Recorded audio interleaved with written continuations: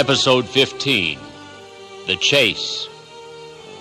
The Count has fled England and is making his escape to Transylvania. By hypnotizing Mina Harker, Dracula's victim, Van Helsing is able to follow his movements. Thus, the chase begins.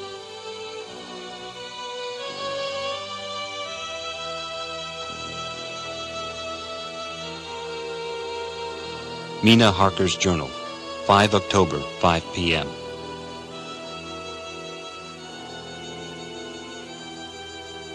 Report of our meeting, 5 October. Present, Professor Van Helsing, Lord Godalming, Dr. Seward, Mr. Quincy Morris, Jonathan Harker, Mina Harker. Dr. Van Helsing described what steps were taken during the day to discover on what boat and whither bound Count Dracula made his escape. As I knew that he wanted to get back to Transylvania, I felt sure that he must go by the Danube mouth or by somewhere in the Black Sea, since by that way he'd come. So, we find what ships leave for the Black Sea last night. We find that only one Black Sea-bound ship go out with the tide. She is the Tsarina Catherine. So, off we go to Doolittle's Wharf, and there we are told of a tall man, thin and pale, with high nose and teeth so white, and eyes that seem to be burning. We know then that the Count take passage aboard this ship. And so it is that we have to rest for a time, for our enemy is on the sea with the fog at his command, on his way to the Danube mouth. To sail a ship takes time, so she never goes so quick. And when we start, we go on land more quick, and we meet him there. Our best hope is to come on him when in the box between sunrise and sunset, for then he can make no struggle, and we may deal with him as we should. Can we be certain that the Count had remained on board the ship? We have the best proof this morning from the hypnotic trance of Madame Mina. After a general discussion, it was determined that for tonight nothing be definitely settled, that we should all sleep on the facts and try to think out the proper conclusions. Tomorrow at breakfast we are to meet again, and after making our conclusions known to one another, we shall decide on some definite course of action.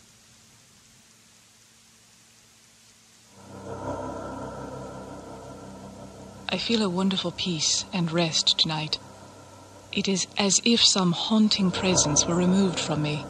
Perhaps, but no, for I caught sight in the mirror of the red mark upon my forehead, and I knew that I was still unclean.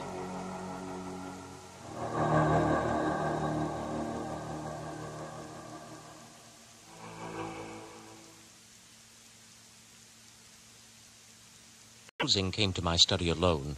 I could see that he had something on his mind which he wanted to say, but felt some hesitancy about broaching the subject. After beating about the bush a little, he said, Friend John, there is something that you and I must talk of alone. Madame Mina is changing. I can see the characteristics of the vampire coming in her face. Her teeth are some sharper, and at times her eyes are more hard. Now, my fear is this. May I come in? Mina! Dr. Van Helsing, this is not an easy task for me, so let me say it quickly. I will not be joining the meetings for this point forward.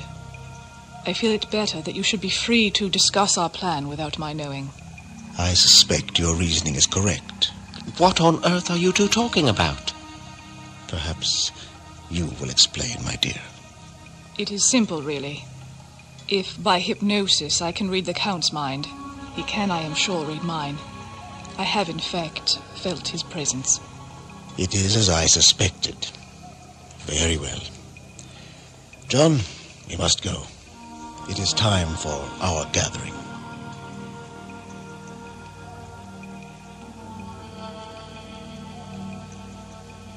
The Tsarina Catherine left the Thames yesterday morning. It will take her, at the quickest speed she has ever made, at least 3 weeks to reach Varna. But we can travel overland to the same place in 3 days. Now, if we allow for 2 days less for the ship's voyage, owing to such weather influence as we know that the Count can bring to bear, and if we allow a whole day and night for any delays which may occur to us, then we have a margin of nearly 2 weeks.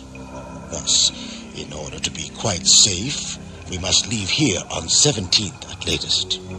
Then we shall at any rate be in Varna a day before the ship arrives, and able to make such preparations as may be necessary. Of course, we shall all go armed against evil things, spiritual as well as physical. Professor. Yes, Mr. Morris. I understand the Count comes from a wolf country, and it may be that he shall get there before us.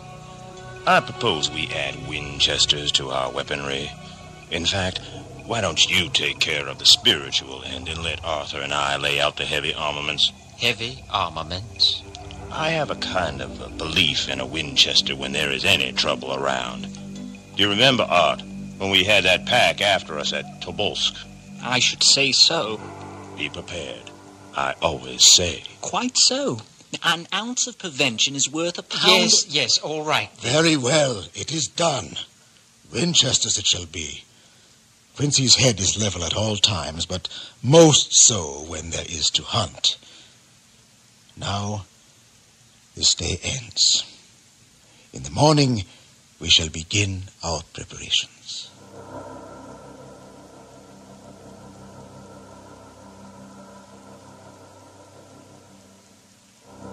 Jonathan Harker's journal. Morning. Another surprise. Mina woke me early, about the same time as yesterday, and asked me to bring Dr. Van Helsing.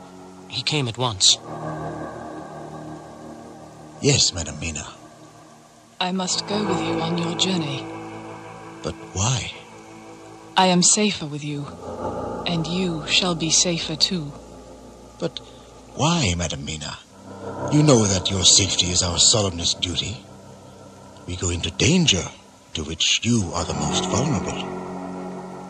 I know. That is why I must go.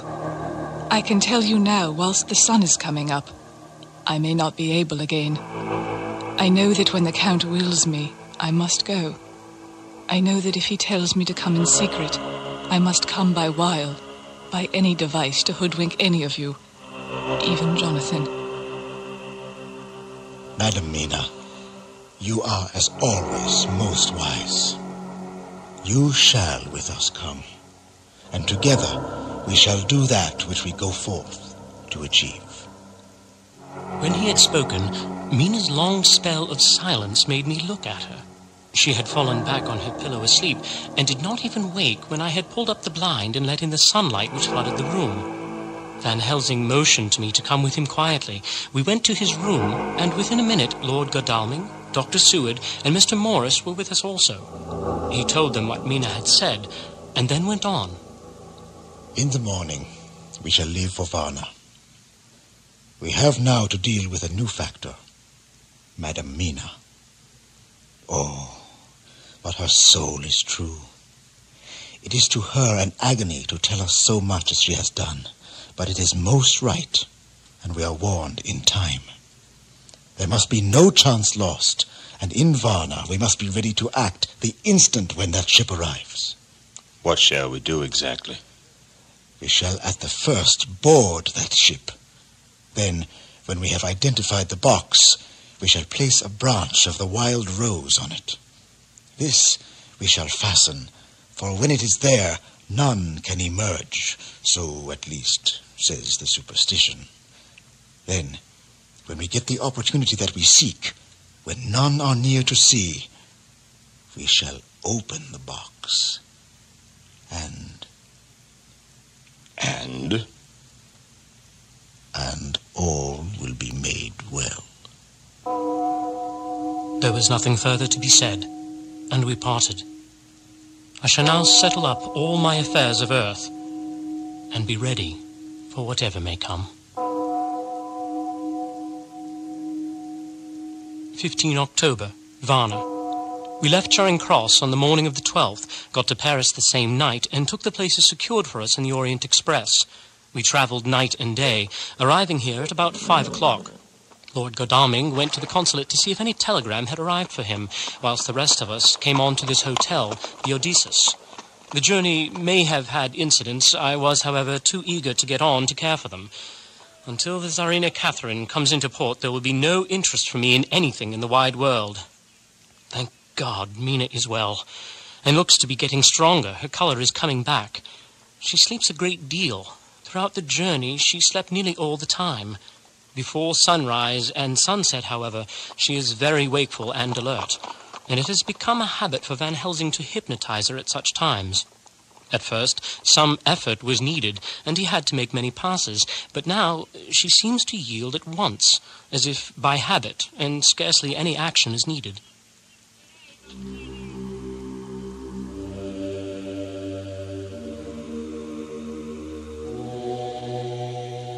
What can you see? Nothing. All is dark. Yes. Good. And what can you hear? I can hear the waves lapping against the ship and the water rushing by. Canvas and cordage strain, and masts and yards creak. The wind is high. I can hear it in the shrouds, and the bow throws back the foam.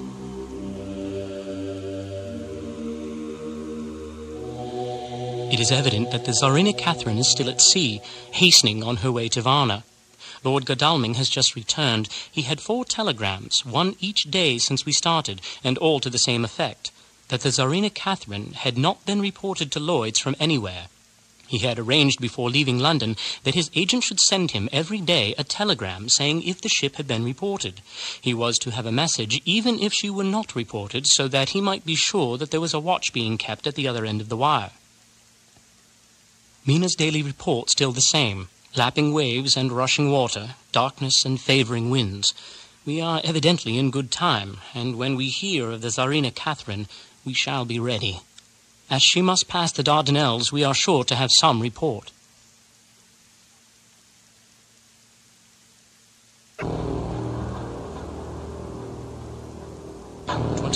October, a whole week of waiting. Daily telegrams to Godalming, but only the same story, not yet reported. Mina's morning and evening hypnotic answer is unvaried, lapping waves, rushing water, and creaking masts, until today's message. Telegram, October 24th. Rufus Smith, Lloyd's, London, to Lord Godalming, care of HBM 10, Vice Consul Varna. Tsarina Catherine reported this morning from Dardanelles.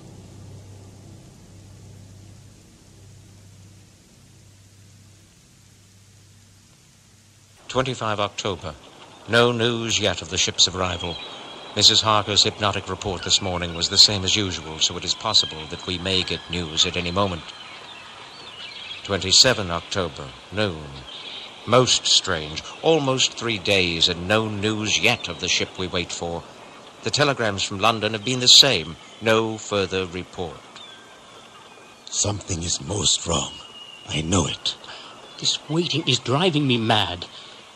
We must act. We must do something. Here, I have today's telegram. Bring it here, quickly. It is as I feared. The fox has shown its cunning. Let me see. Tsarina Catherine reported entering Galatz at 1 o'clock today. Galatz? How in the world? When does the next train start for Galatz? At 6:30 tomorrow morning. Can we get a special? I fear not. This land is very different from yours or mine.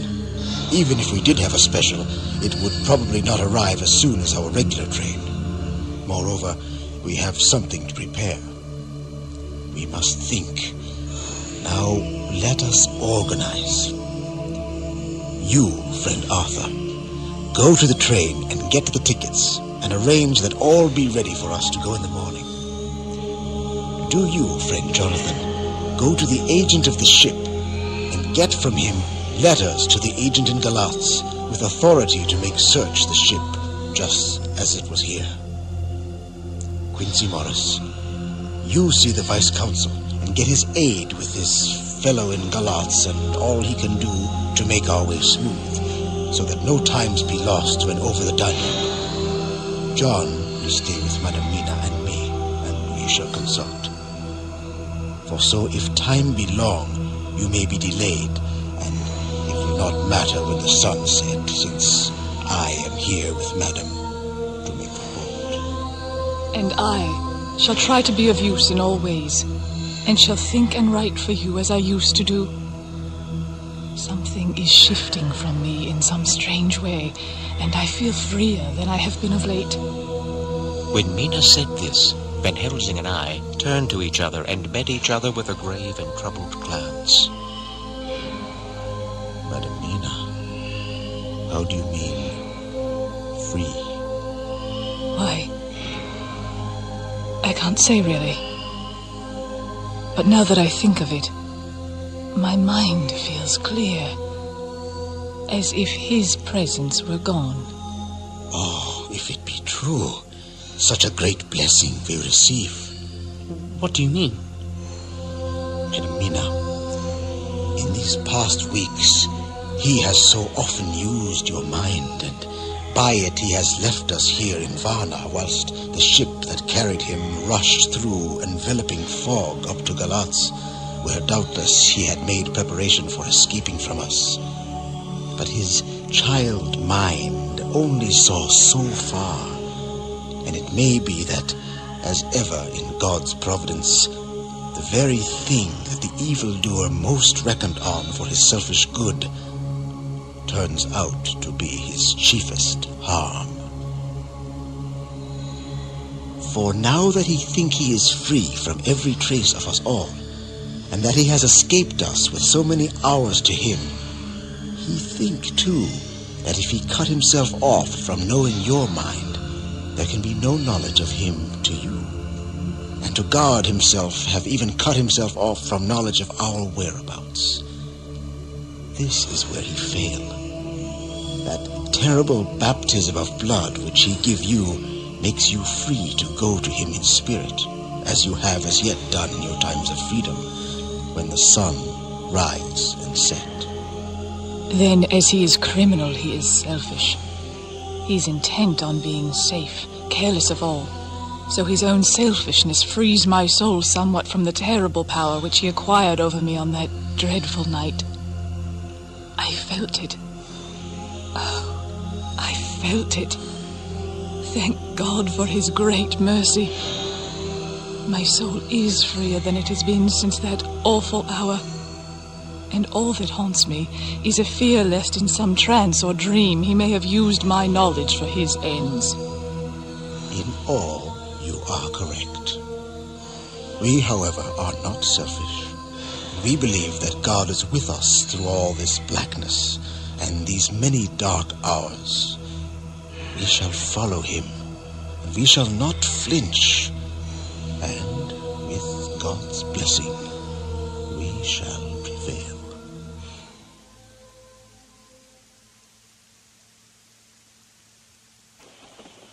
29 October.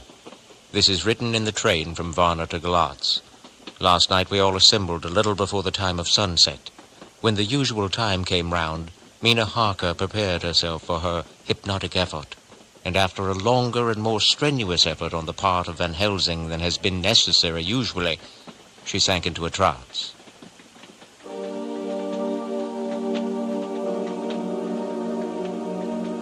I can see nothing. We are still. There are no waves lapping. I can hear men's voices calling, near and far, and the roll and creak of oars in the rowlock. A gun is fired somewhere. The echo of it seems far away. There is tramping of feet overhead, and ropes and chains are dragging along. What is this? There is a gleam of light. I can feel the air blowing upon me. Here she stopped. She had risen, as if impulsively from where she lay on the sofa, and raised both her hands, palms upward, as if lifting a weight. Van Helsing and I looked at each other with understanding. Quincy raised his eyebrows slightly and looked at her intently, whilst Harker's hand instinctively closed round the hilt of his kukri knife. There was a long pause. We all knew that the time when she could speak was passing, but we felt that it was useless to say anything. Suddenly she sat up, and as she opened her eyes, said sweetly, "Would none of you like a cup of tea? You must all be so tired." We could only make her happy, and so acquiesced. She bustled off to get tea. When she'd gone, Van Helsing said, "You see, my friends, he is close to land. He has left his earth chest, but he has yet to get on shore.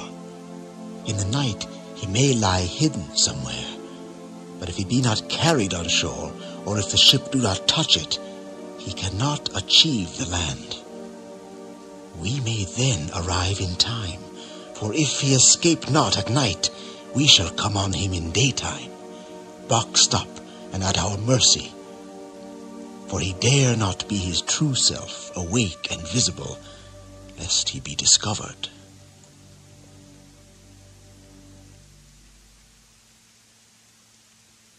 Following morning, Mrs. Harker gave this report. All is dark. I hear lapping water, level with me, and some creaking as of wood on wood. Still he waits. Still he is his own prisoner.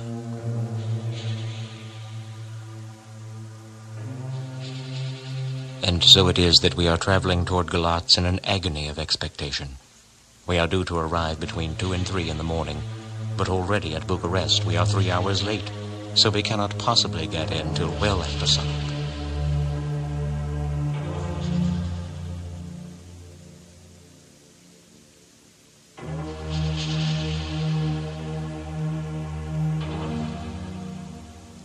October, 7 a.m. We are near Galatz now, and I may not have time to write later. Sunrise this morning was anxiously looked for by us all. Knowing of the increasing difficulty of procuring hypnotic draughts, Van Helsing began his passes earlier than usual. They produced no effect, however, until the regular time, when she yielded with a still greater difficulty. All is dark. I hear water swirling by, level with my ears, and the creaking of wood on wood. Cattle low far off. There is another sound. A queer one, like...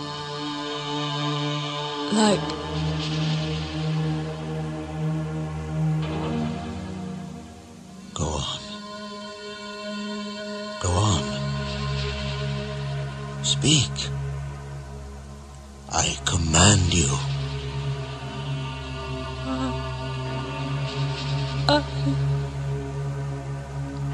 You must speak. Professor, please. She can do no more. He evades us again. The whistles are sounding. We are nearing Galatz. We are on fire with anxiety and eagerness.